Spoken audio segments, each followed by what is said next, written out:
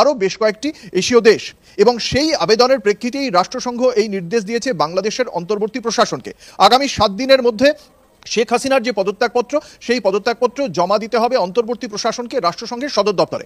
এবার যদি অন্তর্বর্তী প্রশাসনের পক্ষ থেকে আগামী 7 দিনের মধ্যে পদত্যাগপত্র জমা না দেওয়া হয়, সেক্ষেত্রে বাংলাদেশের এই অন্তর্বর্তী সরকারকে বাতিল বলে গণ্য করবে রাষ্ট্রসংঘ, এমনটাই আমরা আল জাজিরা সূত্রে জানতে পারছি। এবং সেই সাংবিধানিক রীতি অনুযায়ী যদি অন্তর্বর্তী সরকারকে বাতিল বলে গণ্য করে রাষ্ট্রসংঘ, সেক্ষেত্রে বর্তমানে যিনি সেনা প্রধান রয়েছেন, অর্থাৎ সেনায় কিন্তু বাংলাদেশের যে শাসনভার সেই শাসনভার তারা নেবে এবং প্রাক্তন যিনি প্রধানমন্ত্রী ছিলেন, তৎকালীন যিনি প্রধানমন্ত্রী ছিলেন শেখ হাসিনাকে বাংলাদেশে নিয়ে যাবে এবং শেখ হাসিনার হাতে ক্ষমতা হস্তান্তর করবে বাংলাদেশের সেনা।